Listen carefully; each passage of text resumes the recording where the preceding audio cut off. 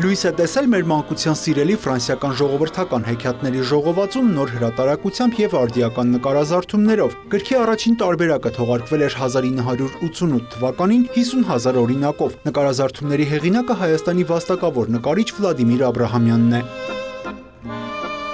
Նկարիչն ուսումնասիրել էր բոլոր հեքիաթները, արել էսքիզներ և ի վերջո լավագույնները զետեղել գրքում փոքրիկ ընթերցողին ավելի պատկերավոր ներկայացնելով ֆրանսիական ժողովրդական հեքիաթները։ Բավական տարիներ էր բացը կար ֆրանսիական հեքիաթների հենց մեր հրատարակած ժողովածուն նորից լույս տեսնելու և որոշեցինք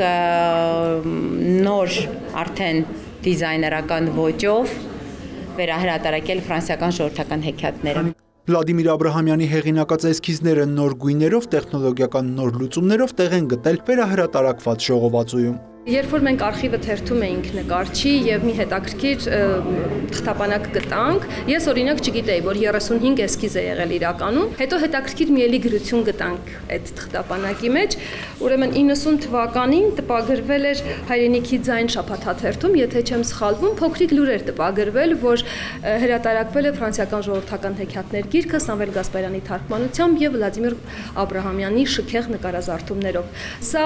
ամեն դեպքում մեր ունեցած պահի միակ արձագանքներ, գուցե նկարիչ ավելին էր սպասում կամ չգիտեմ, բայց ես կարծում եմ այս տարիների ընթացքում ավելին է դա այն երեխաների արձագանքն է, այն մարդկանց արձագանքն է, սերն է այս գրքի նկատմամբ, որ կարողացել է փոխանցել։ Գրքի նոր հրատարակության շնորհանդեսին ցուցադրվում են նաև նկարչի բոլոր այն նկարազարդումները, որոնք այս կամ այն պատճառով տեղ չէին գտել գրքում։ Նարայ Եփրեմյանի խոսքով վարպետը հաստատ գոհ կլիներ թե նոր գրքից, թե ցուցադրության գաղափարից։ Յուրաքանչյուր նկարչի համար գույնը շատ կարևոր է։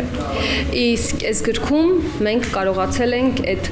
գույնի տրամադրությունը փոխանցել։ Ֆրանսիական ժողովրդական հեքիաթների նոր ժողովածուն արդեն վաճառվում է բոլոր գրախանութներում, իսկ Վլադիմիր Աբրահամյանի էսքիզները Հովհաննես Շարամբեյանի անվան ժողովրդական արվեստների թանգարանում կցուցադրվեն մինչև հունիսի 15-ը։ Յուրա Վահանյան, Ժիրայր Հաբետյան, լուրեր։